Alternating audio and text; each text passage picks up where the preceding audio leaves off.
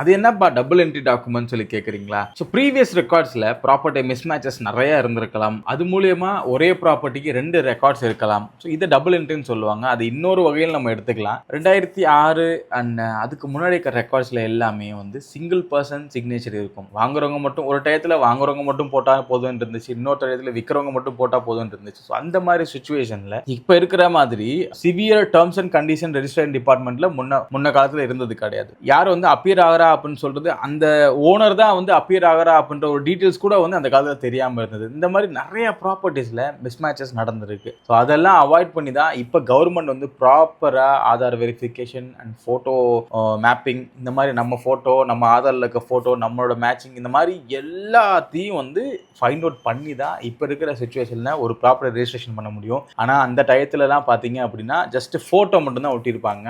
Even ஒரு எக்ஸாம்பிளுக்கு சொல்லணும் அப்படின்னா மயில்சாமி அப்படின்னு சொல்லி ஒரு பர்சன் இருக்காரு அப்படின்னா அந்த மயில்சாமி இந்த மயில்சாமி தானான்னு சொல்லிட்டு 100% தெரியணும்ல. அந்த மயில்சாமி இந்த மயில்சாமி தானான்னு சொல்லி 100% வந்து நம்மளால ஊர்ஜிதப்படுத்த முடியுமா? பண்ண முடியாது. அதை வந்து நியர்பை விஓஓ, தலையாரி அந்த மாதிரி பர்சன்ஸ் வச்சு சொல்ல முடியும். சப்போஸ் அந்த மயில்சாமி இங்கேயே கிடையாது, ஃபாரின் போய் செட்டில் ஆயிருக்காரு, அவர் இங்கே வரமாட்டான்னு தெரிஞ்சால் அந்த ப்ராப்பர்ட்டியை மிஸ்ஹேண்ட்லிங்கும் பண்ணியிருப்பாங்க அந்த டயத்தில். ஸோ இந்த மாதிரி நிறைய மிஸ்ஹேண்ட்லிங் நடக்குது அப்படின்னா நிறைய வெரிஃபிகேஷன்ஸ்லாம் கொண்டு வந்தாங்க. ஸோ இப்போ டபுள் என்ட்ரி டாக்குமெண்ட்ஸ் நிறையாவே குறைஞ்சிருக்கு.